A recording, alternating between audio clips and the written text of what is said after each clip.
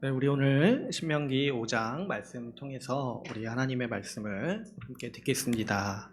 우리가 계속해서 이 10계명의 계명들을 함께 나누고 있습니다. 지난달에는 이제 6계명을 이제 함께 나눴고요. 이번 주부터는 7계명을 함께 나누려고 합니다.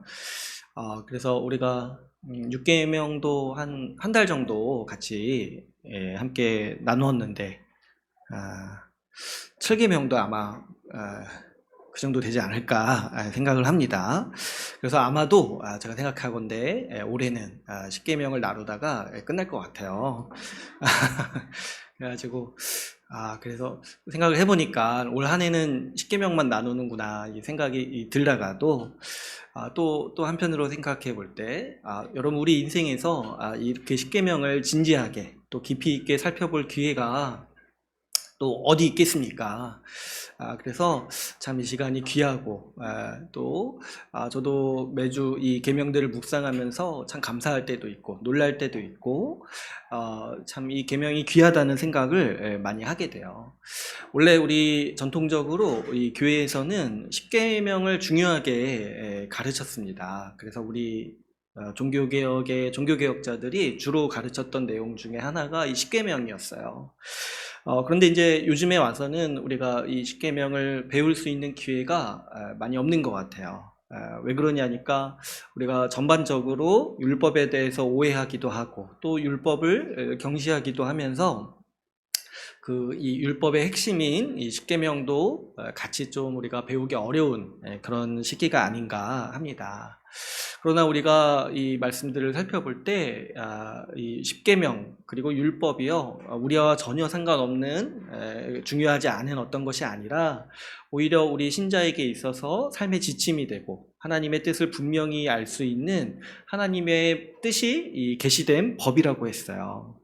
그래서 이 10계명과 율법은 교회에게 더 이상 필요 없거나 더 이제 뭐 상관없는 그런 이제 개념이 아니라 오히려 우리 이 성령 받은 신자야말로 하나님의 말씀, 하나님의 뜻이 마음에 새겨졌기 때문에 더욱더 이 10계명의 말씀들을 잘 이해할 수 있게 되고 무엇보다 뭡니까? 우리가 이 10계명의 말씀들에 따라서 순종할 수 있는 자가 되었다는 거잖아요.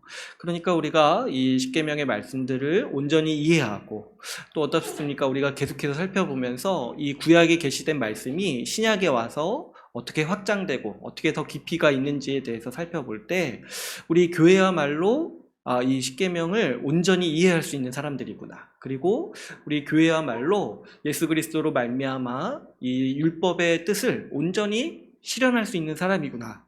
이 사실을 딱 알게 되는 거죠. 그러니까 우리가 이 말씀, 이 10계명을 정말 열심히 배워야 하는 것이고 또 우리 지금 와서 우리는 하지만은 우리 자라나는 아이들은 어렸을 때부터 잘 이해하지고 잘 살았으면 좋겠어요. 왜 그러냐니까 여러분 우리가 지금까지 6계명까지 살펴보면서 아시겠지만 이 10계명 하나하나 계명에 하나님이 이 세상을 세우시는 질서가 담겨 있고 또 하나님의 뜻이 담겨 있고 이 세상을 어떻게 살아가야지 지혜롭게 살 수 있는지에 대한 하나님의 지혜도 담겨 있는 거예요.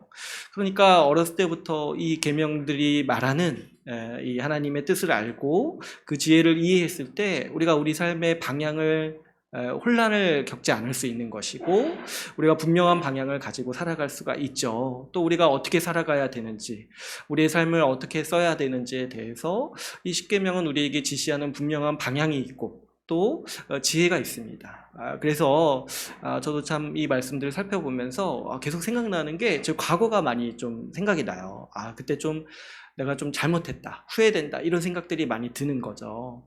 그랬을 때 좀 저도 생각이 좀 어렸을 때부터 알았으면 얼마나 좋았을까, 좀 일찍이 더 알았으면은 얼마나 더 좋았을까 이런 생각을 많이 하게 됩니다. 그러나 이제 뭐 어쩔 수 없죠. 지금 이제 저도 이제 지금 이제 본격적으로 하는 거고, 아마도 이제 여러분들도 1년 동안 십계명 배운 적은 없을 거예요. 그죠?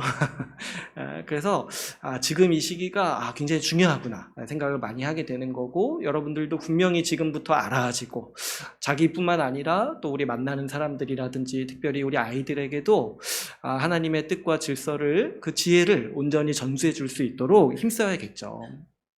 그래서 지금 이렇게 우리가 깊이 있게 하는 것이 굉장히 중요하고, 이런 것들 하나도 허투루 듣지 말고, 여러분 이제 와서 이제 십계명 본격적으로 지금 배우는 건데, 지금도 약간 대충 듣는다 하면은 도대체 이거 어떻게 합니까? 그죠? 제가 뭐 언제 다시 할 수도 있겠죠.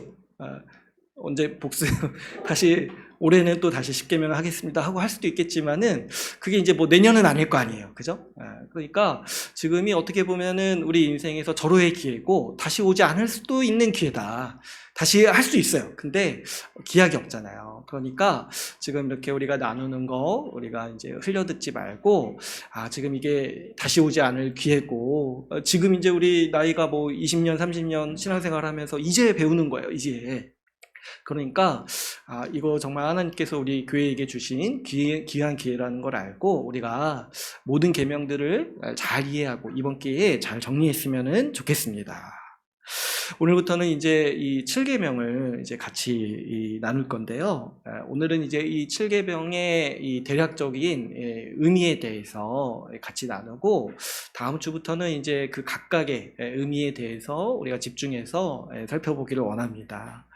오늘 이제 7계명은 우리가 같이 함께 읽었듯이 18절에 보시면은 간음하지 말라라고 말씀하고 있습니다.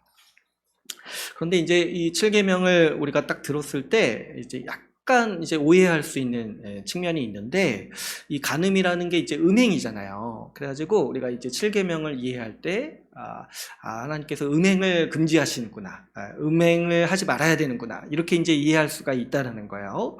실제로 우리가 이제 이 7계명을 얘기하면서 음행에 대해서도 얘기를 할 거예요. 근데 여러분 이제 정확히 보시면은 하나님이 하지 말라고 하시는 게 음행이라기보다는 이제 간음이에요. 그죠? 근데 이제 음행과 간음은 비슷해 보여도 이 의미 자체가 좀 다르죠. 간음은 뭡니까? 좀 더 구체적으로 음행의 한 일종이긴 하지만은 의미하는 바가 있죠. 뭡니까? 이 혼인 관계를 떠나서 성관계를 맺는 그 죄를 가리켜서 이 간음이라고 하는 거죠. 그러니까 이 간음은요, 이 음행이기 때문에 죄가 되기도 하지만은, 하나님께서 아주 직접적으로 이 간음을 하지 말라고 말씀하실 때는 어떤 걸 의미하는 거냐니까, 그 간음이 지금 뭘 파괴하고 어떤 범죄를 범하는 거예요. 간음이라는 거는 결혼 관계를 파괴하죠. 그래서 이 간음이라는 거를 금지할 때, 간음을 하지 말라고 하실 때 하나님이 염두에 두시는 건 뭐냐니까, 이 결혼 관계를 깨는 일을 하지 말라고 하시는 거예요. 그래서 이 7계명은요, 직접적으로는 음행을 금한다라기보다는 그보다 약간 더 구체적이고 큰 계명으로 결혼 관계를 깨지 말라라고 하나님께서 말씀하시는 계명이라고 할 수가 있습니다. 그래서 우리가 이제 이 7계명을 살펴볼 때 7계명이 의미하는 바가 이 결혼관계에 대한 계명이라는 걸 이해할 수가 있는데요. 제가 이제 10계명을 나누면서 이 10계명을 해석하는 원리 중에 하나가 뭐냐니까, 이 10계명은 그 가장 대표적이고 가장 이제 파괴적인 죄 하나를 꼭 집어서 하지 말라고 말하는 것이고, 그 안에 거기에 포함되어 있는 죄들이 내포되어 있다고 얘기를 했어요. 그래서 이제 제가 6계명을 말씀드릴 때도 예를 들자면 이런 거죠. 6계명은 살인하지 말라고 돼 있어요. 근데 이제 살인만을 금한 계명이 아니라고 했죠. 살인과 같이 이 다른 사람을 파괴하는, 다른 사람에게 해를 가하는 모든 죄들을 짓지 말라라고 하는 계명이라는 거죠. 근데 이제 다른 사람을 해하는 모든 이 죄 중에 살인이 가장 극악한 것이고 가장 이제 파괴적인 일이기 때문에 살인을 명시하는 거라고 했어요. 마찬가지로 이 7계명도 지금 이제 간음을 하지 말라고 말씀하실 때 왜 여기서 꼭 집어서 간음을 말씀하시냐니까, 여러분 우리 결혼 관계를 파괴하는 가장 이 심각하고 가장 파괴적인 죄가 이 간음이기 때문에 지금 7계명에서 간음을 하지 말라라고 명시를 하고 있는 것이죠. 그러니까 우리가 이 7계명이 금하는 것이 사실 간음만 있는 게 아니라는 것도 이 말씀을 통해서 우리가 생각할 수 있는 거예요. 결혼관계를 파괴하는 것 중에 가장 심각한 거는 간음이에요.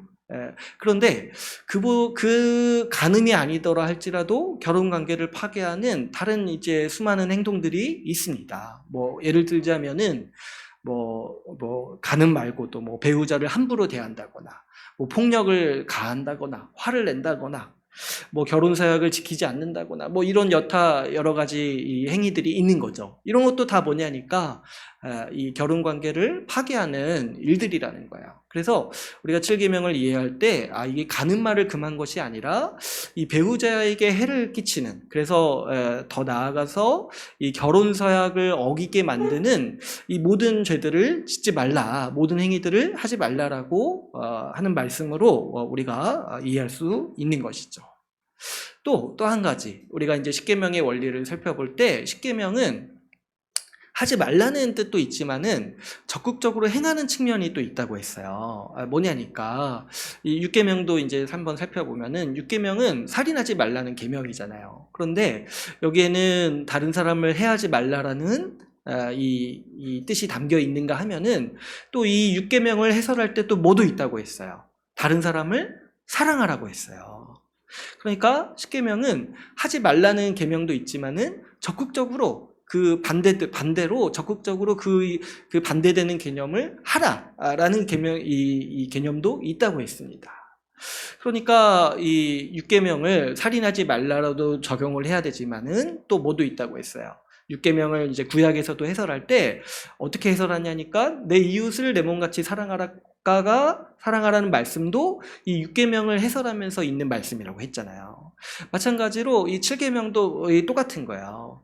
지금 7계명이 얘기하는 건 뭡니까? 결혼관계를 깨지 말라, 이것을 얘기하기도 하지만은 또 이 7계명을 적극적으로 순종하게 되면 어떻게 하는 거예요? 이 배우자를 소중히 여기고 이 결혼관계를 지키는 것이 바로 이 7계명에서 말씀하는 하나님의 뜻이라는 것이죠. 그러니까 이 7계명은 전체적으로 하면은 이런 의미인 거예요. 이 배우자에게 해를 가하지 말고 그 결혼 서약을 깨지 말고 더 나아가서 배우자를 소중히 여기고 이 결혼을 지켜라. 결혼을 끝까지 지켜라. 이렇게 우리에게 명령하시는 말씀이 바로 이 7계명의 의미인 것이죠. 그렇게 여러분 이렇게 살펴볼 때 지금 하나님께서는 딱 일곱 번째 계명에서 딱 이걸 명하시는 거예요. 부부관계를 소중히 여기고 그것을 지켜라. 이렇게 이제 10계명을 또 보게 되면은 우리가 이 10계명에서 하나님이 정하시는 이 세상의 질서 그리고 하나님의 뜻에서 가정이 얼마나 중요한지를 다시 보게 되는 거죠. 그렇죠? 여러분 이제 5계명부터 10계명까지가 우리 인간 사회를 향한 계명이라고 했는데 지금 5계명도 뭐예요? 부모에게 순종하라. 이 가정에 대한 말씀이잖아요. 근데 지금 딱 7계명도 오니까 또 7계명도 뭐예요? 부부 관계를 지켜라. 이 말씀이잖아요. 그러니까 지금 이 인간 사회에서 가장 중요한 규칙이 뭐냐니까 가정을 지키라는 거예요. 가정을 소중히 여기고 가정을 지켜라 이렇게 말하는 거예요. 그래서 여러분 우리가 딱 이게 하나님께서 이 세상을 세우시는 기본 질서인 거예요. 하나님은요 가정을 소중히 여기시고 또 우리 하나님의 백성들이 특별히 이 가정을 더 지키고 가정을 세우기를 원하신다는 거죠. 그러니까 여러분 세상이요 아무리 이제 하나님을 모르고 또 하나님의 뜻을 잘 모르더라도 본능적으로 딱 뭐가 있냐니까 이 하나님이 세우신 질서를 아는 게 있어요. 그래가지고 뭡니까? 아무리 악인이더라도 자기 가정을 소중히 여겨요. 근데 이게 뭐냐니까 이 하나님이 세우신 질서가 이 사람에게 이제 남아있는 거예요. 타락하고 이 죄인이었어도 하나님이 이 세상을 세우시는 기본 질서가 이 본능적으로 남아있어가지고 세상에 이제 저도 보면은 이제 뭐 영화 같은데 보면은 뭐 마피아들도 그렇게 잔인한 사람들도 자기 가정은 끔찍히 여기는 그런 모습들이 있는 거예요. 근데 이게 뭐냐니까 그만큼 이것이 하나님께서 우리에게 세우시는 일반적인 질서기도 하지만 이 세상의 근본적인 질서라는 것이죠. 그런데 이제 더 나아가서 이 교회 그리고 우리 신자들에게는 이러한 이 생각, 이 가정을 소중히 여기고, 그래서 이제 자녀와 부모 간의 관계도 중요한 것이고 또 이 부부 간의 관계도 중요하다라는 생각이 더 깊이 있고 더 중요하게 우리 신자들에게는 자리 잡고 있는 거예요. 그래서 이제 우리 성경 말씀 중에 이 디모데전서 3장 8절에서 보면은 어떤 얘기도 하시냐니까, 누구든지 자기 친족이나 자기 가정을 돌보지 않는 사람은 그게 뭐냐니까 불신자보다 악하다고 했어요. 이 말이 맞죠? 불신자도 자기 가정을 소중히 여기는데 어떻게 이제 신자라는 사람이 이 자기 가정도 돌보지 않고 가정에게 함부로 하냐는 거예요. 그래서 이게 이제 아주 그 하나님이 세우신 근본 질서를 부인하는 일이기 때문에 아주 엄하게 얘기를 하는 거예요. 어쨌든 여러분, 이 하나님께서 이 세상을 세우시고 이 세상을 다스리실 때 이 가정을 기초와 질서로 세우셨다는 것을 우리가 볼 수가 있어요. 그래, 맞죠. 이 가정이 이 세상의 기본 단위예요. 그래서 가정을 통해서 사회를 이루기를 원하시는 것이고 또 국가의 기초도 세우기를 원하시는 것이 우리 하나님의 뜻인 거죠. 또 무엇보다도 이 교회도 마찬가지예요. 이 건강한 가정들이 있을 때 교회도 힘을 얻을 수 있는 것이고 굳건하게 세워질 수가 있는 거예요. 그런데 여러분, 이 가정을 이루는 핵심이 어떤 관계냐니까 바로 이 부부 관계, 이 결혼 관계라는 거죠. 그죠? 모든 가정이 결혼을 통해서 이루어집니다. 그래서 이 결혼 관계를 지키는 것이 이 가정을 세우고 그 토대를 닦는 아주 핵심 중에 핵심이라는 거예요. 결혼 관계가 깨지는 거는요, 어떤 이제 여파가 있냐니까 가정이 무너지는 거예요. 그래서 이제 이 결혼 관계가 깨짐으로 말미암아서 가정이 무너지고, 그래서 그로 말미암아서 많은 고통과 혼란들이 생겨나는 거예요. 그렇죠, 여러분. 이 가정이 깨지는 거, 뭐 대표적으로 이제 이혼 같은 것도 생각을 해보면은 그 사실 당사자도 얼마나 큰 고통입니까? 그리고 또 그 가정에 속한 사람들, 자녀들에게 부모가 이혼한다는 게 얼마나 큰 고통이고 충격이겠습니까?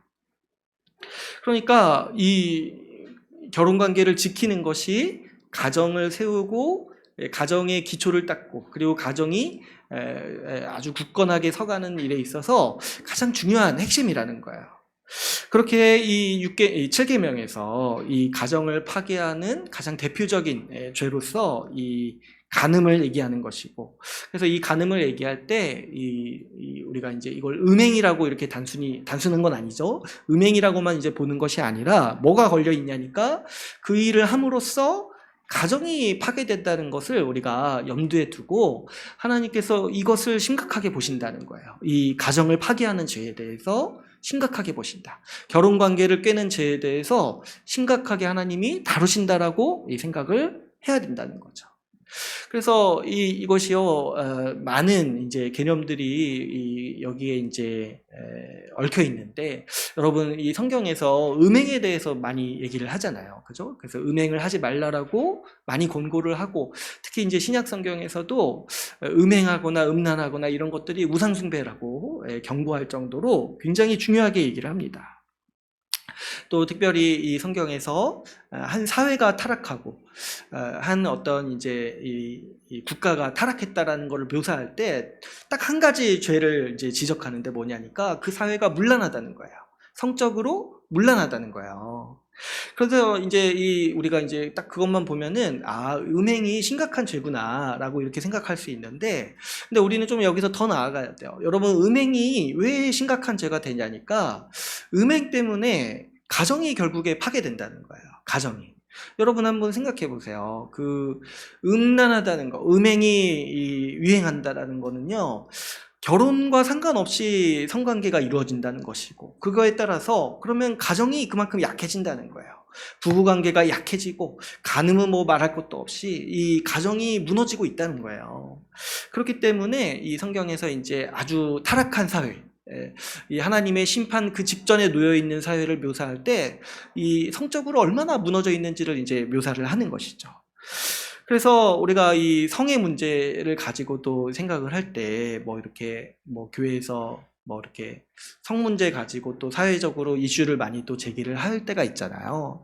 그런데 이제 그 성 문제 그 자체만이 뭐 이렇게 악화할 수 있는데 우리는 좀 더 나아가서 이런 얘기를 할 수 있어야 돼요. 그것이 이런 것들을 허용했을 때 과연 가정이 세워질 수 있냐는 거예요.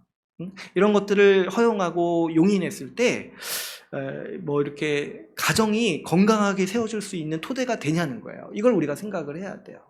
그래가지고 이제 교회에서 이제 우리 전통적으로 반대하는 게 뭐가 있습니까? 이런 혼전 상관계라든지 뭐 동거라든지 이런 거 반대하는 거예요. 근데 이제 제가 보니까 요즘에 이런 말도 좀 약간 어색하더라고요. 왜냐니까 뭐 혼전 상관계, 동거 이런 거 너무 요즘에는 이제 자연스러워졌고 예전에는 이제 공중파나 이 TV나 뭐 매체에서 이런 얘기가 나오면은 부끄럽다는 의식이 있었는데 지금은 이제 그런 게 없는 것 같아요. 너무 이제 당연화된 어떤 삶의 하나의 부분이 된 것 같아요. 근데 그럼에도 불구하고 우리 교회가 끝까지 이것에 대해서 반대해야 되는 이유 중에 하나가 뭐냐니까 그것이 음행이기 때문에도 하지만은 그런 문화가 허용이 됐을 때 그러면 가정은 얼마나 많이 무너지겠냐는 거예요. 가정이. 그런 문화 가운데서 건강하고 온전한 가정이 세워질 수 있겠냐는 거예요. 그것도 하나가 있고 또 특히 이제 우리 시대에 또 문제가 되는 것 중에 하나가 뭡니까? 이런 이제 동성혼에 대해서도 이슈가 많이 되죠. 뭐 이제 7계명을 하면서 이거를 뭐 자세히 다룰 생각은 없는데 근데 이거를 교회가 반대하는 것도 이런 거예요. 여러분 그 동성애라서 반대하는 뭐 그런 것도 있는데 그것보다도 이 동성혼은 뭐냐니까 가정 자체를 부인하는 거예요. 그렇기 때문에 동성혼을 허용하고 그것이 가정이라 딱 얘기를 했을 때 일반적인 가정에 대해서 우리가 얘기를 할 수 있겠냐는 거예요. 그래서 우리가 이제 교회가 이런 것들을 반대하는 거에 있어서 단순히 이제 뭐 음행을 하지 말아라 이것이 죄다 이렇게만 얘기하는 게 아니라 우리 사회가 건강해지고 우리 사회가 이게 굳건해지려면은 결국에 가정이 올바로 세워질 수 있어야 되는데 그런 것들 해야지고 그런 문화들을 허용해야지고 가정이 올바로 설 수 있겠는가 이런 이제 문제 제기를 이제 교회가 끝까지 하고 있는 것이죠.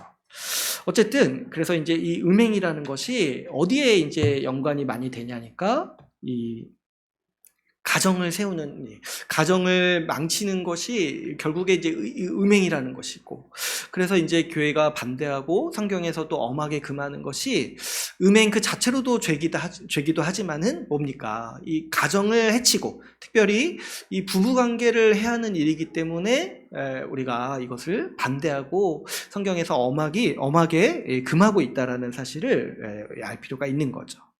근데 여러분 우리가 또 한 가지 생각해 봐야 되는 게 뭐냐니까 교회가 이런 일들에 대해서 반대하고 또 교회 안에서 이런 일들이 일어나지 않도록 권면하고 가르치는 일들이 중요하겠죠. 그런데 그것과 동시에 힘써야 되는 게 있어요. 그러니까 그게 뭐냐니까 이 결혼을 제대로 이해하고 이 결혼 관계를 올바로 세우는 일이 우리 교회에게 더 중요한 거예요. 그러니까 이렇게 뭡니까? 우리가 이제 음행하지 말아야 됩니다. 뭐 동거하지 말아야 됩니다. 뭐 동성혼하지 말아야 됩니다. 이렇게 이제 얘기도 하는데 이것보다 더 중요한 게 뭐냐니까 결혼을 잘 세우는 거예요. 응? 결혼 관계를 올바로 잘 세우는 거예요. 한번 생각해 보세요. 우리가 이제 가정을 세우기 위해서 음행을 금지하고 반대하고 또 그렇게 하지 말아야 된다고 얘기하는데 한편으로 뭐 결혼 관계가 안 좋아. 막 이혼도 막 해. 이게 사실은 약간 이제 모순적인 거예요. 가정을 세우기 위해서 이런 동성혼도 반대하고 이 동거도 반대하고 혼전 성관계도 반대하는 건데 한편으로 또 뭐요?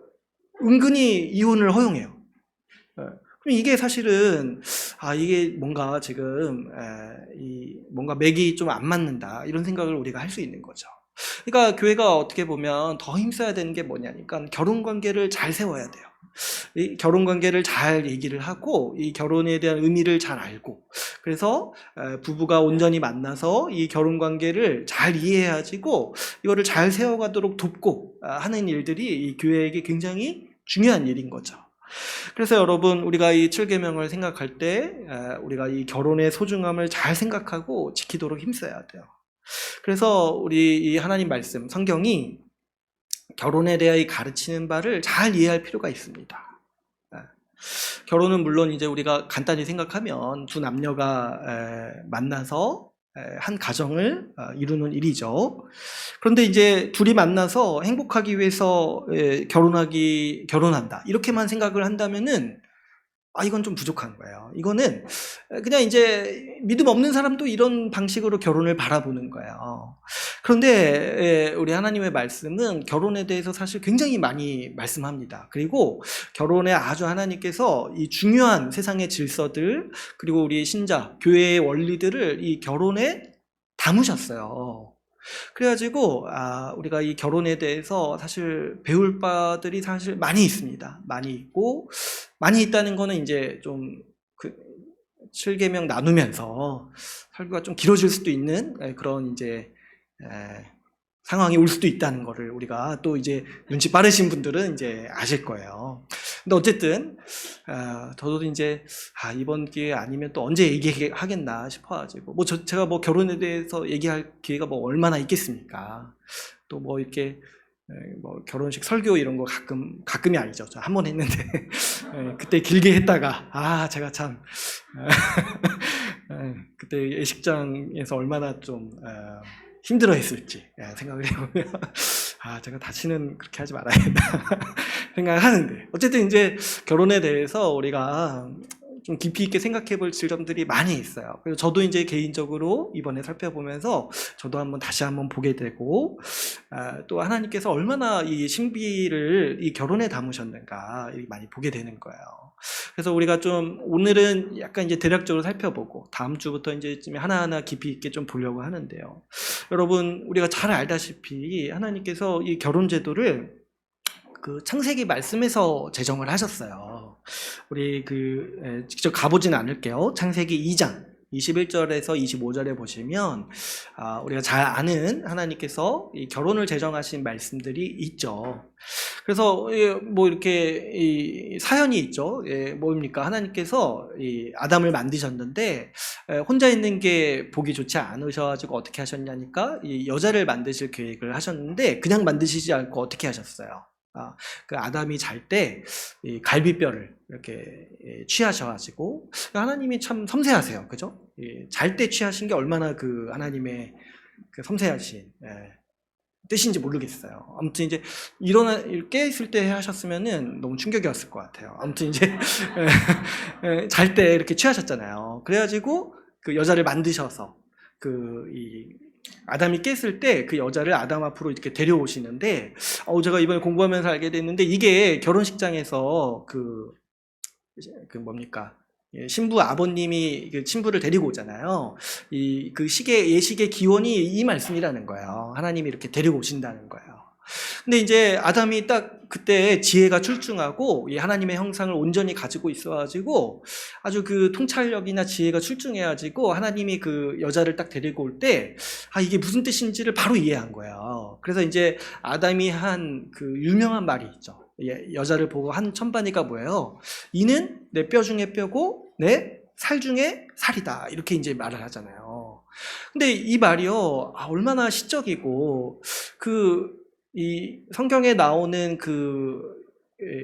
말 중에 굉장히 아름다운 표현 중에 하나예요. 그게 뭐냐니까 그 여자를 딱 보고 내 뼈라는 걸 아는 거잖아요. 그죠?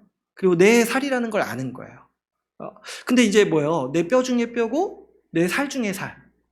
그러니까 사실 말로 하면은 너는 나네? 이런 얘기를 하는 건데 그냥 내가 아니라 뭐예요? 가장 내 중에 나라는 사람 중에 가장 뛰어난 모습이구나. 가장 아름다운 나구나. 라고 이렇게 이제 표현을 하는데 이거를 어떻게 하는 거예요? 내 살 중에 살이요. 뼈 중에 뼈요. 살 중에 살이다. 이렇게 이제 얘기를 하는 거예요. 이게 얼마나 참 아름다운 말이고 이 부부 관계를 잘 요약하는 말이에요. 이게 뭐냐니까 지금 아담이 딱 눈치챈 거예요. 나구나. 너는 나구나. 이 딱 아는 거예요. 그러니까 하나님께서 이 여자를 따로 만드시고 이 남자 여자를 따로 만드신 게 아니라 한 사람에서 취해서 만드신 뜻을 아담이 이제 바로 간파를 한 거죠. 그래가지고 뭡니까? 내 몸이구나. 이걸 딱 아는 거예요. 그래서 이제 하나님께서 이것도 되게 기뻐하셨을 것 같아요. 이 딱딱 하면은 자꾸 아는 거예요, 아담이. 그래가지고 하나님이 뭐라고 말씀하시냐니까 24절에서 보니까 2장 24절에서 남자가 부모를 떠나 그의 아내와 합하여 둘이 한 몸을 이룰지로다 이렇게 말씀을 하시는 거예요. 그러니까 하나님이 이렇게 하시는 뜻을 아담이 딱 알아가지고 하나님이 나라는 사람을 한 명 더 주신 거구나. 이렇게 이제 이해를 하고 있을 때 딱 하나님이 말씀하시는 거죠. 잘 이해했구나. 이제 너희 둘이 한 몸을 이루면서 살아라. 라고 이렇게 말씀을 하시는 거예요. 그래서 우리가 이 말씀을 이제 하나님께서 이때 결혼을 만드셨구나. 이렇게 이제 이해를 합니다. 그런데 여러분, 이 말씀을 가지고 이걸 결혼으로만 한정해서 이해하는 거는 약간 부족한 이해예요. 왜 그러냐니까 여러분 이때는 이 두 명밖에 없었어요. 그죠? 이 두 명밖에 없었고 이 두 명이 인류 전체예요. 그런데 지금 하나님이 원하시는 그 삶의 모습이 뭐냐니까 인류 전체를 원래부터 한 몸으로 만드셨다는 거예요. 이 한 몸을 통해서 모든 인류가 다 나오도록 하셨다는 거예요. 그러니까 지금 하나님께서 원래 사람을 지으실 때 원하신 관계가 뭐였냐니까 여러 사람을 지으셨지만 하나님이 뜻하신 바는 뭐냐면 기본적으로 한 몸으로 시작하신다는 거예요. 한 몸으로. 그래서 뭡니까? 원래 한 몸이니까 너희가 지금 살아갈 때 각자 다른 사람이지만 한 몸을 이루면서 살라라고 하나님은 말씀을 하시는 거예요. 한 몸으로 만드셨으니까 이제 서로 한 몸으로 살아라. 원래 한 몸이니까 이제 너희가 살아갈 때 서로 사랑하고 서로 도우면서 서로 협력하면서 한 몸을 이루면서 한 몸 된 관계를 이루면서 살아라. 이렇게 말씀을 하신 것이죠. 그래서 여러분 원래 우리 하나님께서 이 세상을 창조하실 때 모든 사람을 한 몸으로 만드셨다는 거예요. 한 몸으로.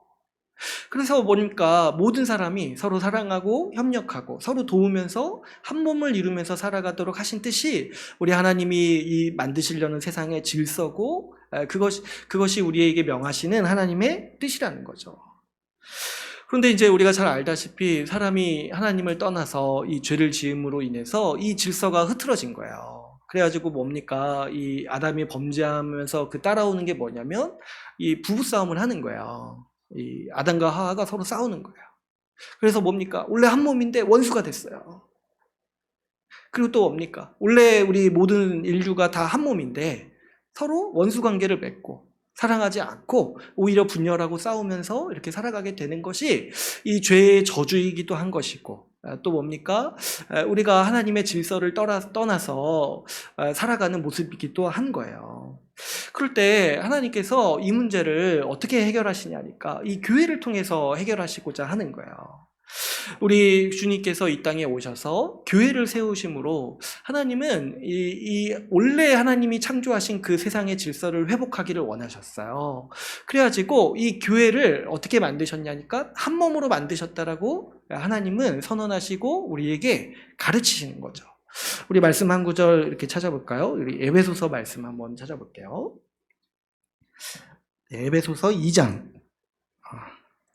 14절에서 15절 말씀 한번 보겠습니다.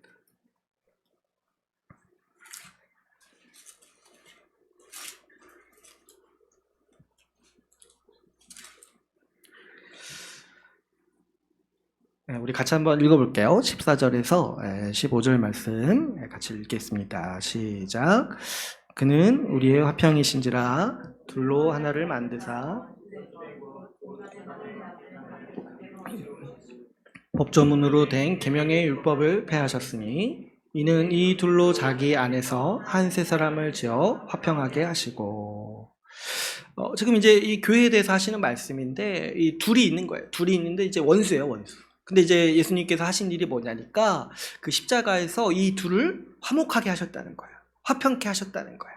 예수님이 십자가에서 하신 일이 뭐냐니까 하나님과 우리 사이를 화목하게 하신 것뿐만 아니라 이 둘, 원수된 자, 나와 너의 사이를 한 몸으로 만드셨다는 거예요. 그래서 이 교회를 만드셨는데 교회를 어떻게 만드셨냐니까 우리 그 15절 끝에 보면은 한 세 사람을 지었다 이렇게 말씀하세요.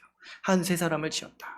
그러니까 세 사람이에요. 왜 세 사람이냐니까 새로 만든 인류라는 의미예요. 새로 만든 인류. 근데 이제 새로 만든 인류가 어떤 모습이냐니까 한 사람이라는 거예요. 한 사람. 그래서 바꿔 말하면 뭐예요? 한 몸이라는 거예요, 한 몸. 그래가지고 여러분 신약 성경에서 우리 교회의 삶을 가르칠 때 자주 쓰는 비유가 뭡니까? 너희가 몸의 지체다. 너희가 한 몸이다. 우리가 서로를 향해서 지체라고 부를 때 그게 뭡니까? 내 몸의 일부분이라는 거잖아요.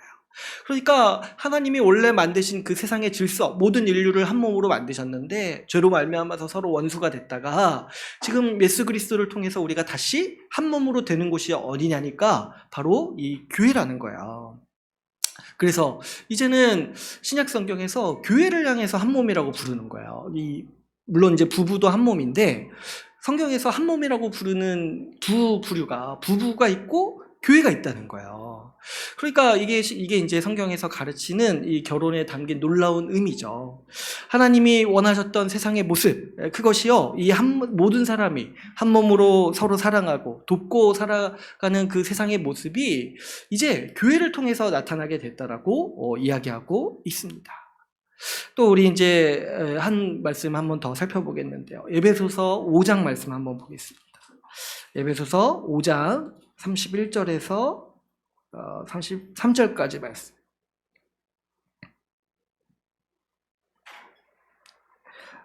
우리 같이 한번 또 읽어볼게요. 31절부터 33절까지 같이 읽겠습니다. 시작. 그러므로 사람이 부모를 떠나 그의 아내와 합하여 그 둘이 한 육체가 될지니 이 비밀이 크도다. 나는 그리스도와 교회에 대하여 말하노라. 그러나 너희도 각각 자기의 아내 사랑하기를 자신같이 하고 아내도 자기 남편을 존경하라. 아멘. 네, 사실 이제 앞부분부터 봐야 되는데, 이 다음에 이제 한번 살펴보고, 지금 이제 에베소서에서 이제 5장 앞부분에서 남편이 어떻게 해야 되고, 아내가 어떻게 해야 되는지 얘기하다가, 이제 결론으로 이제 얘기를 하는 부분이 이 부분이에요. 이제 31절에, 지금 이제 창세기 말씀을 인용하는 거죠. 사람이 부모를 떠나서 그의 아내와 합하여, 그들이 한 육체가 됐다. 한 몸이 됐다. 이렇게 말씀을 하시는 거잖아요. 그런데 이제 32절에서 딱 이걸 가지고 뭐라고 얘기를 합니까? 이 비밀이 크다 이렇게 얘기를 하는 거예요. 그러니까 우리가 이거를 결혼으로만 이해를 하면 안 되는 게 지금 우리 하나님 말씀이 가르치는 게 뭐냐면 이 비밀이 크다는 거예요. 결혼, 남녀가 만나서 이 한 몸을 이루는 이 결혼에 담긴 하나님의 뜻이 크고 하나님이 여기에 우리에게 가르쳐주고자 하시는 그 뜻이 크다는 거예요. 여러분 성경에서 비밀은 우리가 모르는 사실이 아니라고 했어요. 하나님이 우리에게 알려주시는 지식이라고 했어요. 근데 이제 그게 뭐냐니까 32절에 보시면 이거는 그리스도와 교회에 대한 말씀이라는 거예요. 그러니까 우리가 이것을 결혼이라고만 이해하면은 너무 크게 놓치는 게 뭐냐면 지금 신약 성경에서 이것을 우리에게 가르쳐 줄 때 이제 신약을 모르는 사람들은 이게 여전히 비밀인 거예요. 이게 모르니까.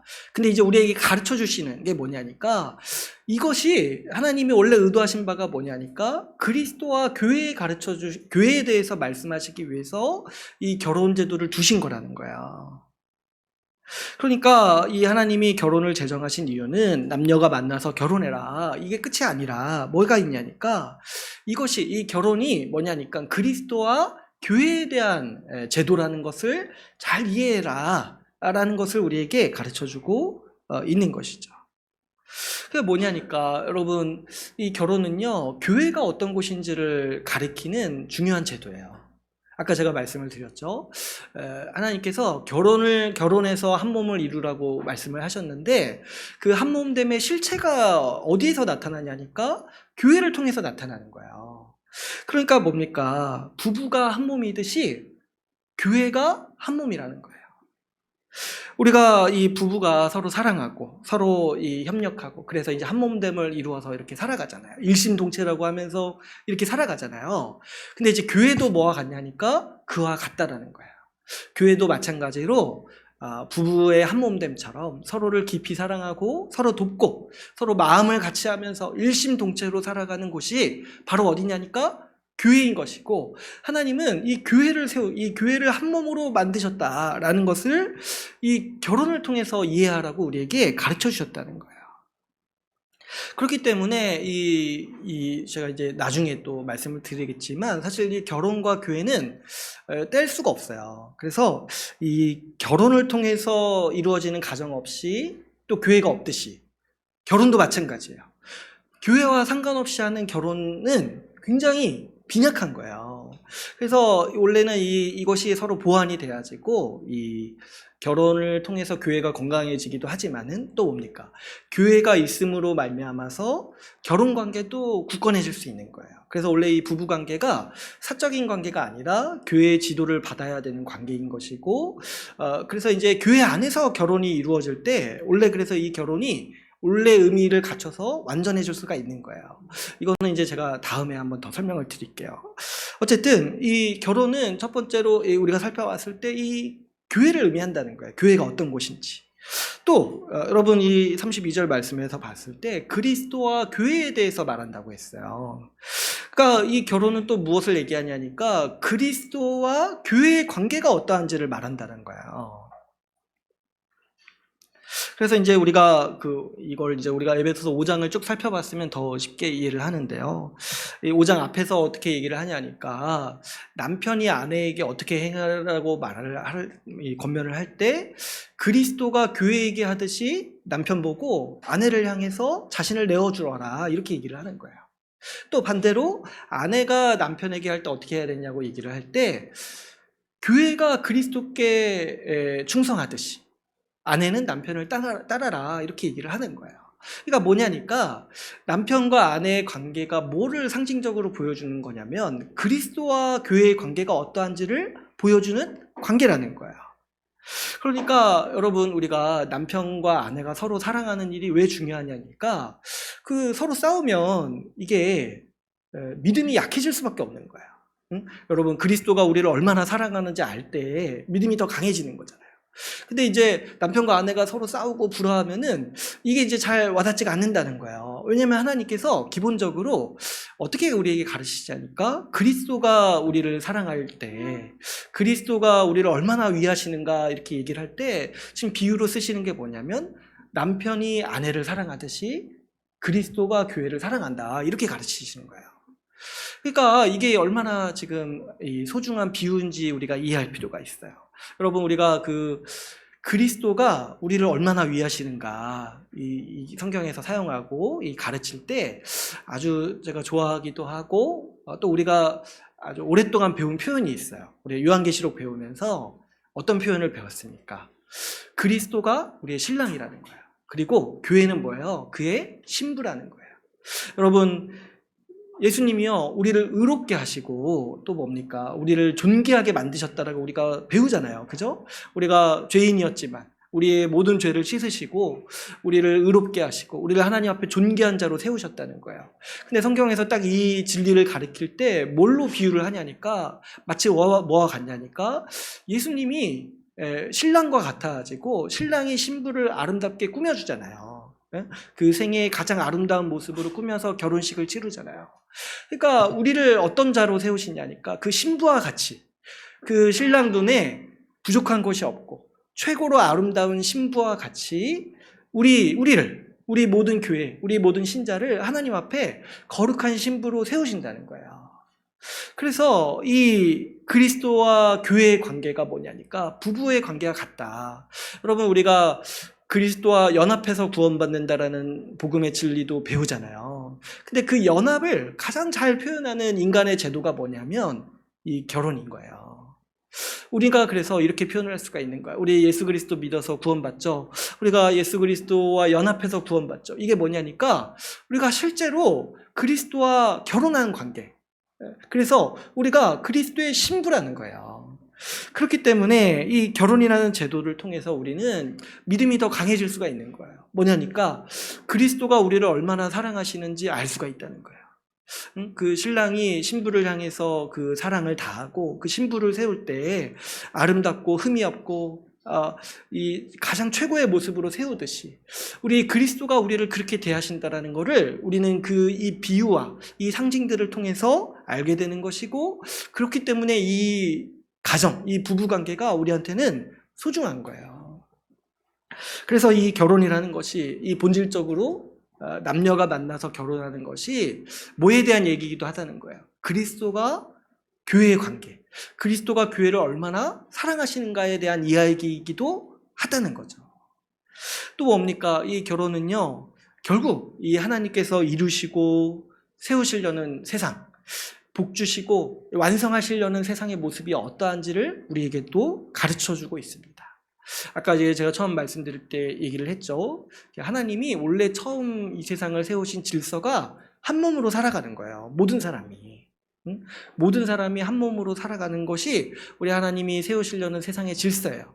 지금은 이 교회 안에서 이루어졌지만은 예수 그리스도께서 다시 오셔서 이 땅에 세우시는 하나님 나라, 완성하시는 하나님 나라의 모습이 뭐냐니까 모든 인류가, 모든 사람이 한 몸으로 살아가는 세상을 하나님은 만드시고 꿈꾸시는 거예요.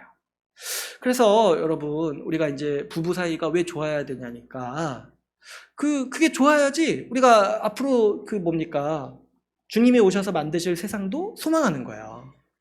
서로, 여러분 그렇지 않습니까? 서로 사랑하고 서로 돕고 서로 협력하는 게 우리 인생의 기쁨의 거의 대부분이에요. 예? 다른 사람을 통해서 사랑받고 나도 사랑하고 서로 돕고 협력하는 게, 이게 이 기쁨이 충만하면서 우리가 소망하게 되는 게 뭐냐니까 이제 앞으로 이제 교회에서 그 확장된 관계를 더 누릴 뿐만 아니라 예수님이 다시 오셔서 만드신 세상이 모든 사람이 다 이렇게 서로 사랑하고 협력하고 돕는 세상이라는 거예요. 그래서 예수님이 우리에게 말씀하실 때 어떤 얘기를 하셨냐니까 나중에 완성될 세상에서는 결혼이 없다고 했어요. 이 복음서에서 보면은. 근데 이것도 우리가 잘 생각해 보면 왜 결혼이 없겠습니까? 응? 왜 결혼이 없어요? 완성될 세상에서는. 이미 모든 사람이 한 몸으로 살아가고 있기 때문에 이제 더 이상 결혼 제도가 필요가 없는 거예요. 그래서 모든 사람이 다 한 몸으로 서로 사랑하고 돕고 협력하면서 살아가는 거예요. 그렇기 때문에 결혼을 통해서 이 한몸됨을 가르치실 필요가 이제는 더 이상 없는 거죠. 완성된 세상에서는. 그렇기 때문에 이 결혼은요, 또 어떤 의미가 있냐니까 이 완성될 세상을 소망하게 하는 이 제도이기도 한 것이죠. 그래서 여러분, 정리하자면 이 결혼에는 대략 이 세 가지 큰 의미가 있어요. 뭡니까? 우리는 결혼을 통해서 교회가 어떤 곳인지 소망하고 배우고, 또 이 교회를 또 섬기기도 하고, 또 교회를 통해서 이 결혼을 또 도움을 받기도 하는 거죠. 또 두 번째로 뭡니까? 이 결혼 제도는요, 그리스도를 더 바라보게 만드는 거예요. 그리스도의 은혜를 더 깨닫도록 하는 거예요. 그리고 또 세 번째는 뭡니까? 결혼은 마지막으로 완성될 세상도 소망하게 하는 거예요. 그래서 이 결혼을 잘 지키고 또 가꾸고 이 결혼을 통해서 하나님이 주신 복을 누리는 것이 중요합니다.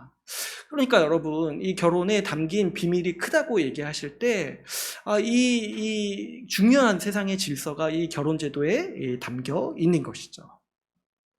여러분, 딱 이런 걸 생각해보고 이 결혼의 의미를 대략적으로 딱 생각을 해볼 때, 여러분, 이 결혼을 깬다는 것이 그래서 얼마나 끔찍한 죄인지를 알 필요가 있는 거예요.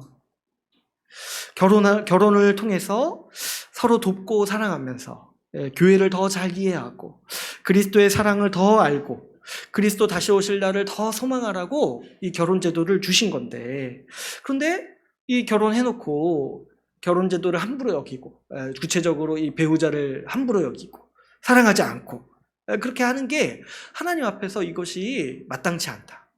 하나님이 이것을 엄중하게 다루신다는 거예요. 이게 얼마나 많은 것들을 부정하는 겁니까? 교회 한 몸대도 부정하는 것이고, 또 뭡니까? 이 그리스도가 우리를 얼마나 사랑하는 것에 대해서도 부정하는 것이고, 앞으로 올 세상에 대해서도 부정하는 거예요.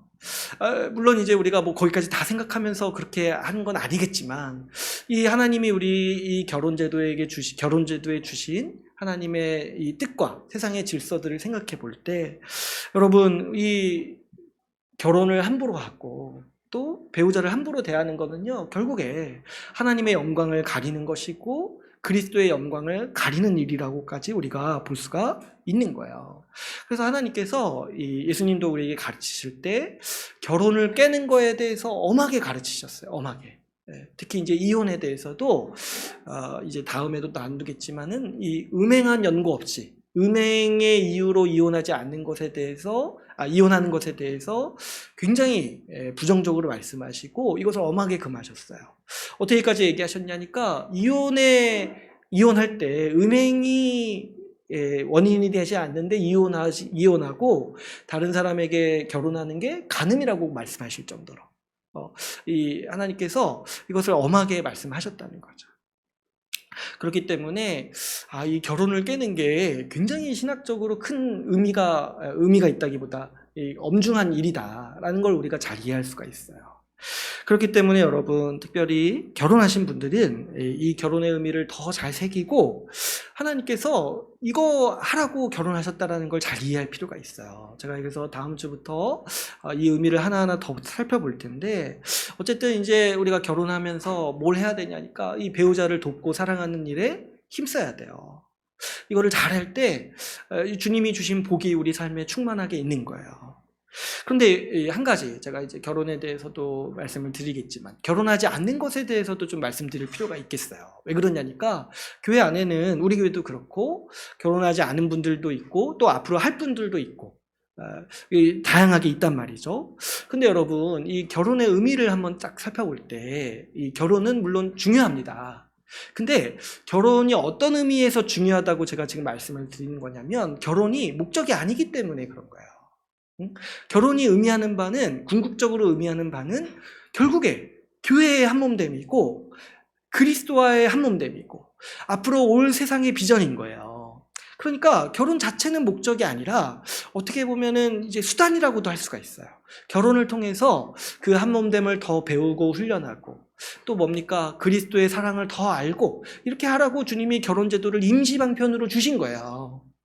그렇기 때문에 결혼이 소중하기도 하지만은 또 한 가지 이걸 생각해야 돼요. 결혼이 목표가 아니라는 거예요. 결혼은요, 인생의 목표가 될 수가 없어요. 결혼은 다른 더 큰 가치를 이루기 위한 목표인 거예요. 수단인 거예요, 수단. 그러니까 여러분 잘 생각해보면 결혼은 꼭 필수가 아니라는 거죠. 왜 그러냐니까 교회 생활을 잘하면 되는 거예요. 교회 생활을 잘하면 결국에 결혼이 목표로 하는 그 한몸된 삶을 누리는 거죠. 교회 안에서 한몸됨을 온전히 살아가는 사람에게는요, 이 결혼이라는 게 하면 더 좋기도 하지만은 안 해도 좋은 거예요. 그러니까 이제 교회 생활 하다 보면은 어떤 교회는 결혼 안 하는 것에 대해서 되게 이상하게 생각하고 마치 이렇게 부족하다고 이렇게 표현하는, 말은 하지 않지만 그런 분위기가 이제 형성될 수도 있는데 그건 굉장히 안 좋은 거예요. 왜 그러냐니까 결혼이 뭘 의미하는지를 모르니까 자꾸 결혼을 자체만을 목표로 삼는 거예요. 근데 실제로 여러분 결혼해보면 결혼했다고 뭐 삶이 끝납니까? 그죠? 그 뒤로 더 많은 인생이 펼쳐지잖아요. 더 많은 과제가 펼쳐지잖아요. 그러니까 결혼했다고 인생이 끝나는 게 아니라서 결혼은 목표가 아니에요. 그리고 교회 안에 속해하고 또 교회를 통해서 그리스도를 더 바라보면은 그것 자체가 이미 뭐냐니까 결혼이 목표로 하는 바를 성취해 나가는 것이죠. 그래서 이 성경에서 가르칠 때도 이 결혼에 대해서 권면하기도 하지만은 또 뭐냐니까 독신에 대해서도 좋게 얘기해요. 독신에 대해서도. 왜 그러냐니까 이미 교회가 한몸됨을 이루었기 때문에 결혼이 약간 필수가 아니게 돼버리는 거예요. 그래가지고 이제 독신의 은사에 대해서도 얘기를 하고 이 독신의 장점에 대해서도 이 성경은 많이 얘기를 하는 것이죠. 뭐 여러 가지 장점이 있어요. 뭐냐니까 결혼하면은 의무에 매입니다. 그래서 이제 다음에도 말씀을 드리겠지만 서로 상대방에게 의무를 행해야 되는 것이고 자녀를 이제 양육해야 되는 것이고 이게 뭐 이제 1, 2년짜리 의무도 아니고 어떤 건 평생 가는 거예요. 그랬을 때 이제 독신을 딱 유지하는 사람은 이 의무에 매이지 않으니까 주를 위해서 더 열심히 살 수 있다라고 이 장점에 대해서도 이제 얘기를 하는 거예요. 그리고 또 이제 이 독신을 은사라고도 이제 얘기를 하는 게 뭐냐니까 이 독신에는 약간 이제 탁월한 면이 있어요. 왜냐니까 보통 사람은 감당할 수 없는 면들도 있는 거거든요. 근데 이제 이 본인이 이것을 딱 잘 갖춰가지고 이 교회 안에서 잘 성장함으로 이 결혼하지 않았어도 성화를 이루는 사람들이 있는 거예요. 그래서 이제 이것을 이제 은사라고도 표현하기도 하는 거죠. 그래서 이제 우리 교회사에도 보면은 교회사의 탁월한 교사들이요 독신인 경우가 있어요. 그러니까 이제 이 독신이라는 것도 우리 교회에서 용인되고 또 권장하는 하나의 삶의 형태다. 그래서 결혼을 이렇게 강조한다고 해서 뭐 독신은 그러면 안 좋은 거냐 그런 게 아니라는 거죠. 그리고 이제 우리가 결혼 제도를 살펴보면서 서로를 어떻게 대해야 되는지 살펴볼 때요, 이게요, 사실은 부부 관계만 해당되는 게 아니라 모든 인간관계에 다 해당이 돼요. 특별히 교회 안에서 한 몸을 이루면서 살아가는 그 삶의 지침들, 권면들이요, 사실 부부 관계에서도 해당이 되지만 우리가 교회에서 지체를 어떻게 대해야 되는지에 대해서도 말씀을 하고 있는 것이죠. 그렇기 때문에 우리가 이런 부분 잘 이제 인식을 하고, 우리가 이제 뭐 결혼 안 했다고 해서 뭐 그럼 난 7계명 뭐 상관없냐, 그게 아니라는 거예요. 결혼 안 한 분들도 교회에서 한 몸을 이루면서 살아가는 거예요. 그래가지고 이 7계명이 모두에게 해당되는 말씀이라는 거를 먼저는 이해할 필요가 있습니다. 그리고 이제 일단은 결혼한 분들은 뭐 이제 와서 이제 이거의 의미를 이제 알더라도, 알고 결혼하면 더 좋은데 뭐 상관없어요. 뭐 결혼하고 난 다음에 알아도 뭐 이거 몰랐다고 물을 겁니까? 네? 나 몰라서 결혼했으니까 다시 생각해보, 이렇게 말할 수 없잖아요. 그죠? 그러니까 지금부터라도 이 결혼의 의미를 온전히 알아지고 이 결혼에 하나님이 두신 지혜와 또 의무를 온전히 할 필요가 있습니다. 결혼하신 분들은 특별히 이 배우자를 사랑하고 이 배우자를 섬기기 위해서 노력을 다 해야 되는 것이죠. 특별히 어떤 노력을 해야 되냐니까, 이 한몸됨을 이루고 또 한몸으로 살아가는 삶을 배워야 되는 거예요. 그거 하라고 주님께서 특별히 이 배우자를 만나도록 허락하셨고 이 결혼 관계를 맺어주신 거예요. 여러분, 이제 이 한몸됨이라는 것이 생각해 보면은 복이에요. 복이에요. 그죠? 내가 누군가를 사랑하고 사랑받고 협력하고 서로 돕고 이렇게 살아가는 것 자체가 복이에요. 그런데 이 한몸됨을 이루고 지키고 그렇게 살기 위해서 사실은 뭐냐니까, 자기를 깎아내려야 돼요. 이기적인 자신을 부단하게 부인하고 배우자를 사랑함으로써 다른 사람에게 자신을 내어주는 삶의 방식을 배우고 훈련하는 것이 뭐냐니까, 이 결혼을 통해서 하나님이 우리가 하기를 원하시는 일이라는 거예요. 서로를 돕고 사랑함으로 서로의 성화를 돕는 거예요. 성화를. 그래서 이제 내가 결혼하기 전에는 이기적이었어요. 근데 이제 결혼하고 나니까 이기적인 나로는 도저히 버틸 수가 없는 순간들이 많이 있어요. 나를 꺾지 않고서는 도저히 화합할 수 없는 순간들이 많이 있습니다. 그럴 때 자기를 꺾으라고 주님이 특별히 결혼하라고 하신 거예요. 독신인 분들은 그렇지 않아도 그거 할 수 있는 분들이 그렇게 하는 거예요. 근데 결혼한 분들은 주님이 이렇게 딱 보시고 도저히 안 되겠네. 혼자서는 안 되겠다. 그래가지고 나보다 더 센 사람 만나게 해주시는 거예요. 그래가지고 안 꺾고서는 도저히 살아갈 수 없는 사람. 꺾어야지만 어떻게든 진짜 살아갈 수 있도록. 그래가지고 뭡니까? 한몸됨을 이루기 위해서 자기 자신을 부인하라고 이 결혼을 허락하시는 거예요. 결혼을 하도록 하시는 거예요. 그래서 여러분, 이 결혼의 의미에 이게 있는 거예요. 서로의 성화를 돕는 거예요. 한몸됨을 이 결혼관계 안에서 훈련하고, 또 그래서 더 성숙한 사람이 되어라. 더 나은 사람이 되어가지고 더 나아가서 어떻게 합니까? 교회 안에서도 한 몸을 이루고 실천하면서 살아라. 이렇게 이 뜻을 가지고 하나님은 제도를 두신 거예요. 그래서 여러분, 우리가 딱 이 결혼을 딱 생각했을 때 먼저는 이걸 생각을 해야 돼요. 하나님께서 나에게 가장 좋은 사람을 만나게 해주셨다. 이걸 딱 생각을 해야 돼요. 그래야지 이게 흔들리지 않을 수가 있어요. 결혼하고 살다 보면 안 맞는 모습들 많이 보게 됩니다. 근데 그때도 반드시 생각해야 되는 게 뭐냐면, 하나님이 나에게 가장 좋은 사람을 만나게 해주셨다는 걸 생각을 해야 돼요. 근데 어떻게 좋은 건지는 여러 가지 의미를 생각할 수 있어요. 나를 성화시키는데 가장 좋은 사람. 그래서 뭐요? 나에게 내 살 중에 살, 내 뼈 중에 뼈, 같이 나를 더 아름답게 만들어줄 사람, 이런 사람이라는 거예요. 근데 여러분, 제가 이 말씀을 또 왜 드리냐니까, 요즘 분들은요 이런 생각을 잘 못해요. 왜 그러냐니까, 요즘에 보면 결혼할 때 어떤 생각이 강하냐면, 둘이 좋아서 만난다는 생각이 더 강해요. 내가 선택했다. 내가 좋아서 만났다. 둘이 서로 좋아서 만났다. 그죠? 이렇게 맞죠? 둘이 막 싫어하는데 결혼하진 않잖아요. 이게 이제 아주 좋은 이 하나의 조건인데, 근데 이게 결혼의 전부가 아니에요, 사실. 뭐 이렇게 약간 다른 얘기지만 여러분 연애에서 결혼하는 그 문화가 우리나라에 들어온 지 채 100년도 안 됐다고 해요. 그러니까 원래 결혼은 원래 좋아서 만나는 게 아닌 경우도 있어요. 왜 그러냐니까 그게 결혼의 전부가 아니거든요. 어쨌든 그래서 이제 뭐가 있냐니까 여러분 우리가 당사자들만의 의지로 만나서 결혼했다고 생각하는 거는 사실은 무신론자들의 결혼이에요. 그거는. 그래서 요즘에 보면은 결혼식 때 주례 없이 결혼하는 게 거의 일반화돼 있더라고요. 이게 뭐냐면 그냥 우리 둘이 좋아서 만났습니다 이런 의미예요. 이 결혼을 하나님이 제정하셨고 하나님이 맺어주십니다 이게 아니라 우리 둘이 좋아서 만났습니다 이걸로 생각을 하기 때문에 결혼식에 주례도 안 세우고 그렇게 그냥 결혼하는 거예요. 근데 사실 이거는 무신론자가 할 수 있는 생각인 거죠.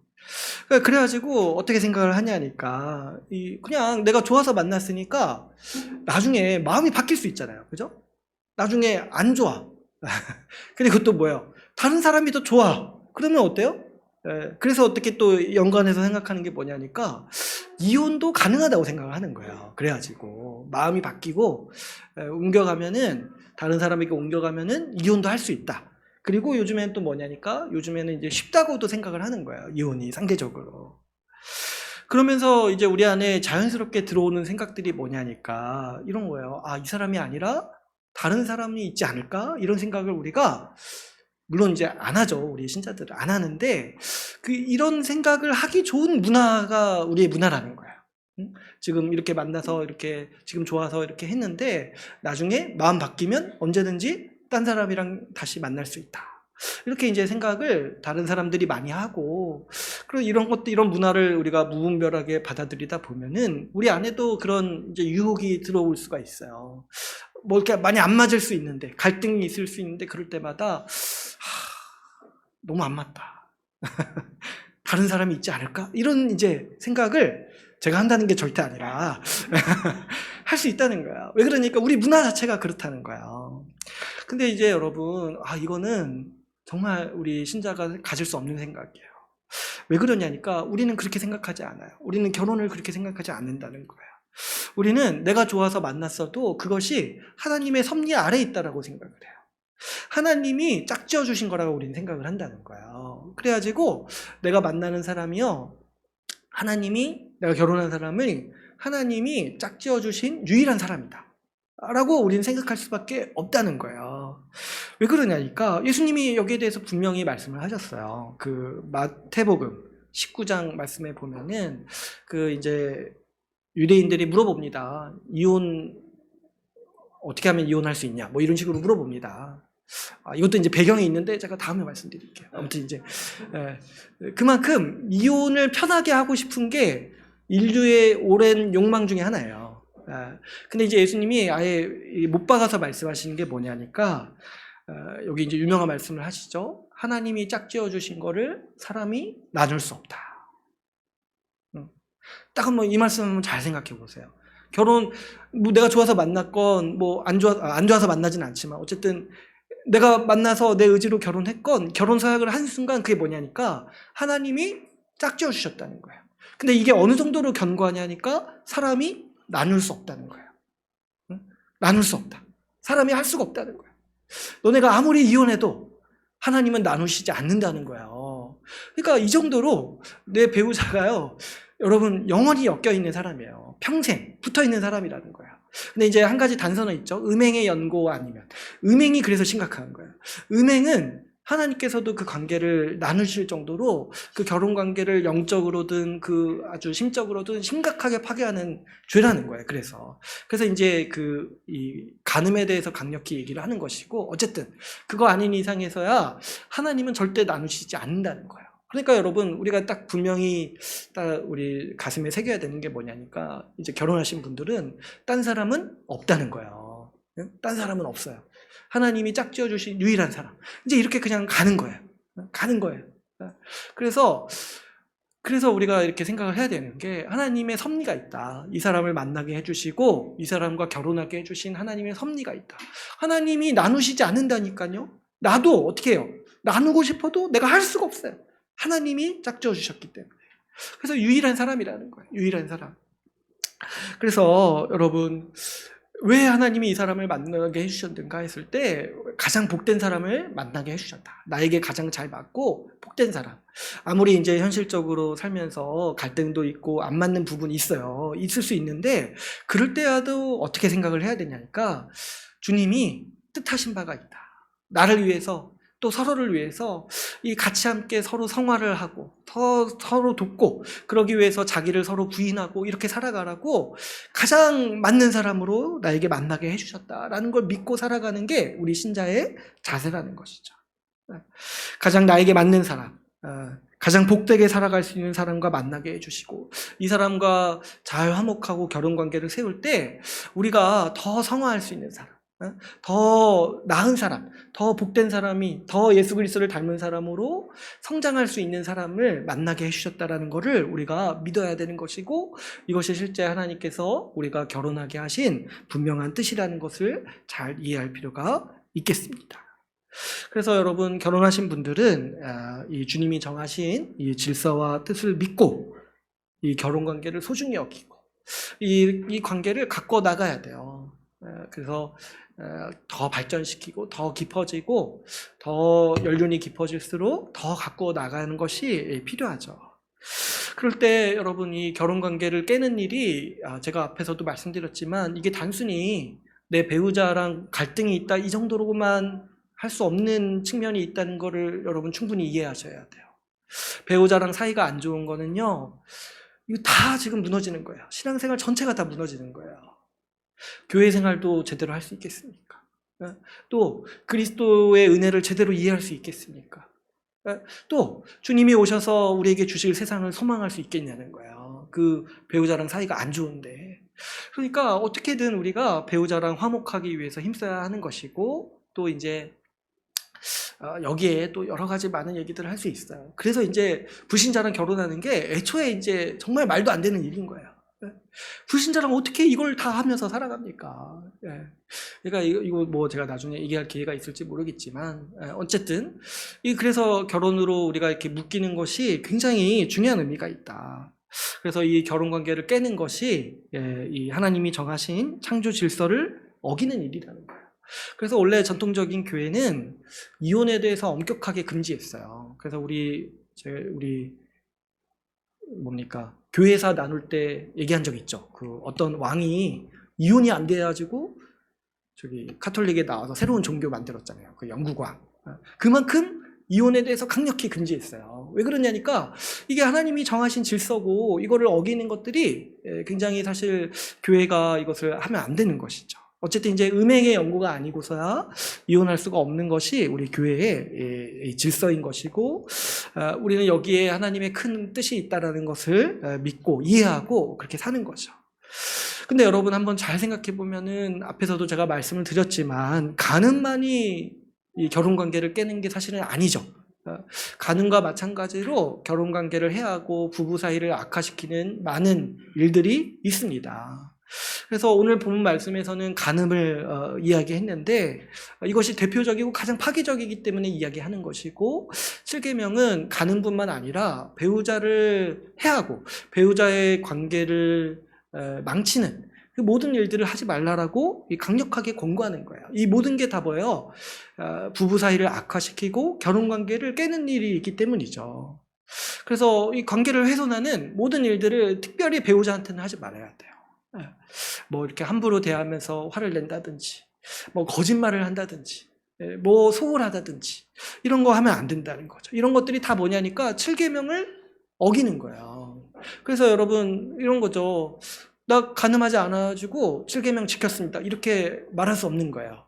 간음뿐만 아니라 배우자의 관계를 훼손하는 모든 일들을 하지 말라라고 주님이 명하시는 거기 때문에 그런 거죠. 여러분 한번 잘 생각해 보세요. 우리 옛말에도 그런 게 있잖아요. 가와만사성. 가정에서 평안해야지 다 잘 된다는 얘기가 있잖아요. 반대로 바꿔 말하면 가정이 불화하고 배우자의 관계가 안 좋으면요. 우리 인생 전체가 사실 망하는 거예요. 한 몸이라고 말씀하셨죠. 한 몸이라고. 배우자를 괴롭게 하는 일이요. 결국에 뭐냐니까 나를 상해하는 일이라는 거예요. 그래서 이거를 우리가 잘 받아들여야 돼요. 이 배우자를 괴롭게 하면서 끝까지 추구할 일이 이 세상에 없다는 걸 생각을 해야 돼요. 배우자를 괴롭게 하는 거는 결국에 뭐냐니까 이 자해하는 거랑 똑같은 일이라는 거야. 그만큼 배우자를 괴롭게 함으로써 우리 인생이 망가진다는 것이죠. 그래서 우리가 배우자와 불화하면서 사는 것이 사실은 이 생지옥인 거예요. 생지옥. 근데 이제 이거를 그대로 그렇게 놔두고 이렇게 살 수가 없는 거예요. 신자는. 그래서 항상 갈등이 있을 수 있는데 중요한 게 뭐냐니까 갈등을 잘 해결하고 화목하고 서로 더 깊이 사랑하는 관계로 나아가는 것이 우리 이제 부부 관계 또 결혼하신 분들에게는 아주 필요한 거예요. 그래가지고 이제 더 깊어져야 하는 것이고 연수가 차이고 그렇게 할수록 더 협력하고 더 돕는 관계가 될 수 있도록 그 관계를 잘 갖고 나가셔야 돼요. 여러분 뭐 이렇게 결혼하신 다음에 뭐 저보다 뭐 다 잘 아시겠지만 갈등이 없을 수가 없습니다. 분명히 있습니다. 그런데 중요한 게 뭐냐니까 이 갈등을 극복하면서 한 몸을 이루어가는 거예요. 그거 하라고 주님이 결혼을 허락하시는 거예요. 갈등 없이 영원히 행복하게 살라 이게 아니라 갈등이 반드시 있는데 이것을 극복하면서 살아가도록 하는 거예요. 그러면서 뭐예요? 한몸됨을 배우고 내가 한몸됨을 이루는 사람으로 자라나도록 하나님이 인도하시는 거예요. 여러분 이 한몸됨을 이루기 위해서는 서로의 헌신과 이 자기 부인이 반드시 필요합니다. 그래서 이를 통해서 내가 자기 부인하고 헌신했을 때 화목함을 이루게 되는데 이걸 통해서 뭐냐니까 이 천국의 복을 누리는 거야. 하나님 나라의 복을 누리는 거야. 이 화목을 통해서. 반면에 뭐 이렇게 이런 화목함을 이루는 것보다 자기 고집이 더 중요하다거나 뭐 자기 이기적인 욕망이 더 중요해가지고 이런 거 이루기 위해서 배우자를 희생시키고 배우자를 불행하게 만드는 거 있잖아요. 그 이미 지옥에서 생활하는 거예요. 그거 좋다고 그렇게 살 수 없는 거예요. 그거 잘 생각해야 돼요. 그 배우자와 불화하면서까지 해야 되는 일이 도대체 이 세상에 뭐가 있겠냐는 거예요. 결국에 우리가 이루려는 바가 우리 행복하고 화목하게 살아가면서 행복을 누리는 거잖아요. 그런데 이 배우자에게 상해하면 배우자를 해를 끼치면서까지 꼭 그렇게 해야 될 일이 이 세상에 사실은 없는 것이죠. 여러분 하나님께서는 이 결혼 생활을 통해서 우리가 더 나은 사람이 되기를 원하십니다. 배우자를 섬기면서 다른 사람을 아끼고 사랑하는 법을 배우기를 원하시는 거예요. 배우자의 의견을 존중하면서 내 고집과 이기심을 꺾는 법을 배우기를 원하시는 거예요. 그래서 이 부부의 한몸됨이 사실 교회의 한몸됨이랑 거의 유사한 거예요. 그래서 제가 이제 부부 생활에 대해서도 말씀을 드리겠지만은 이게 사실 교회 생활과 똑같아요. 그래가지고 이게 연결돼 있어가지고 여러분 누가 부부 생활 잘하냐니까 교회 생활 잘하는 분이 결국에 잘하는 거예요. 반대도 마찬가지고. 그래서 이게 서로 연결돼 있을 수밖에 없는 것이죠. 여러분 그래서 우리가 이 부부 생활로 또 결혼해서 살아갈 때 갈등이 있고 불화의 소지가 있을 때 이걸 잘 기억해야 돼요. 다른 사람 섬기고 자기 부인하는 법을 배우라고 결혼한 거예요. 응? 이거 안 할 거면은 어떻게 합니까? 이거 안 할 거면 이제 와서 물을 수도 없고. 그러니까 이거 하라고 주님이 결혼하게 하셨는데 그거 안 하면서 아유 힘들어요 안 맞아요 이렇게 말하는 거는 지금 결혼이 뭔지를 아직 잘 모르는 거예요. 결혼이 뭔지를. 결혼을 온전히 이해하면은 이 나랑 잘 맞아서 서로 행복하게 살라 이것만 있는 것이 아니라 서로에게 맞춰주면서 서로에게 헌신하면서 너가 더 나은 사람이 되라고, 너가 더 그리스도를 닮고 더 성화하는 사람이 되라고 지금 결혼 정도가 아니면 안 할 것 같으니까 지금 결혼으로 피할 수 없게 만드시는 하나님의 아주 엄청난 지혜가 여기 있는 거예요. 서로 자기 부인을 하고 서로 자기를 꺾으면서 살아라. 그래야지 한 몸으로 사는 것이다. 이렇게 우리에게 가르쳐 주시는 것이죠. 반면에 여러분 결혼해서도 여전히 이기적이고 자기만을 위해 살아간다면 그거는 오히려 혼자 있을 때보다 더 불행을 초래하는 거예요. 그거는 여러분 잘 생각해 봤을 때 그 자기만 불행하면 되는데 다른 사람까지 불행하게 만드는 거예요. 그래서 여러분 결혼하신 분들 그리고 또 결혼을 생각하는 분들 또 앞으로 결혼하실 분들도 이걸 잘 생각해야 돼요. 결혼하는 목적 자체가 뭐냐니까 나를 꺾으려고 하는 거예요. 나를 꺾으려고. 근데 나를 안 꺾으면서 결혼 생활을 한다는 거, 이거 불가능해요. 불가능해요. 그래서 여러분, 이거를 잘 생각하셔가지고, 딱 결혼 생활을 하시면서도 갈등이 있을 때라도 이걸 잘 생각하셔가지고 우리 주님을 의지해야 돼요. 우리 주님을 의지해서 이 주님이 이거 하라고 나를 이 자리로 부르셨구나. 이 주님을 의지해서 자기를 꺾는 법도 배우시고, 주님을 의지해서 다른 사람을 섬기는 법도, 그래서 결혼 생활을 통해서 배우는 거죠. 그러므로 여러분, 이 배우자를요, 상해하지 말고, 배우자를 위하고 헌신할 뿐만 아니라 이 배우자를 소중히 여겨야 됩니다. 소중히 여기고 귀하게 여겨야 돼요. 아까 제가 말씀드렸죠? 하나님이 짝지어 주신 사람인데 얼마나 귀한 사람입니까? 이 세상에 유일한 사람인 거예요. 하나님이 짝지어 주셨는데. 근데 이 짝지어 주신 사람마저도 내가 소중히 여기지 못한다라면 내가 이 세상에 누구를 사랑하면서 살겠습니까? 배우자를 섬기고 도움으로 어떻게 되냐니까 내가 빛나는 거예요. 왜냐니까 한 몸이잖아요. 우리 교회에서 가장 멋진 사람, 가장 아름다운 사람, 우리 딱 영적인 눈을 가진 사람이 딱 봤을 때 누구냐니까 배우자로 말미암아서 빛나는 사람인 거예요. 배우자로 말미암아서. 그래서 여러분, 이것들을 알고 이 배우자에게 잘하는 것이 결국에 뭐냐니까 나를 가꾸는 거예요. 네? 나를 가꾸는 거예요. 그래서 이 배우자를 소중히 여기고 귀하게 여겨야 하는 것이죠. 서로를 존귀하게 여기고 섬겨야 돼요. 이 가까운 사람이기 때문에 우리가 함정이 있어요. 함부로 여기기 쉽고 또 막 하기 쉬워요. 가까워가지고. 근데 이제 이거 잘 생각해 봐야 돼요. 이러면 안 된다는 걸 잘 생각해 봐야 돼요. 우리가 이제 6계명 배울 때 타인에게도 그렇게 하지 말라고 했는데, 배우자한테 그렇게 하면 어떻게 합니까? 우리가 배우자를 소중히 여기고 존귀하게 여기고 깎아내리거나 함부로 말하지 말고 높이고 또 아주 이렇게 존귀하게 바라봐야 돼요. 그것이 우리 부부 관계에서 맺어가는 이 사람의 관계인 것이죠. 그래서 이 배우자를 소중히 여기고, 그래서 기쁨도 함께 나누고, 좋은 시간들을 함께 하는 것이 하나님께서 기뻐하시는 일이고, 우리에게 명하시는 하나님의 질서요, 뜻임을 우리가 이해할 필요가 있겠습니다. 그래서 여러분, 우리가 배우자를 섬기고 배우자를 기쁘게 하는 그 모든 일들을 하나님도 기뻐하신다는 걸 생각을 해야 돼요. 하나님도 그 일을 원하시고 그 가정에게 더 큰 복을 주실 것이라는 것을 우리가 확신하면서 살아가야 마땅합니다. 그래서 여러분, 우리가 오늘 말씀처럼 이 말씀을 잘 새겨서 이 배우자를 존귀히 여기고 해를 가하는 것을 다 금해야 돼요. 다음 주부터 더 구체적으로 살펴볼 텐데, 여러분, 이거는 우리 교회 생활도 마찬가지라는 걸 기억하셔야 돼요. 교회 지체들을 함부로 대하면 안 되는 것이고, 교회 지체들을 존귀하게 여겨야 돼요. 이게 이제 부부의 원리도 여기서 이제 적용이 되는 것이죠. 그래서 우리가 이 원리를 잘 알아서 복된 삶을 잘 살아가기를 바랍니다. 이제 오늘 말씀을 맺겠습니다.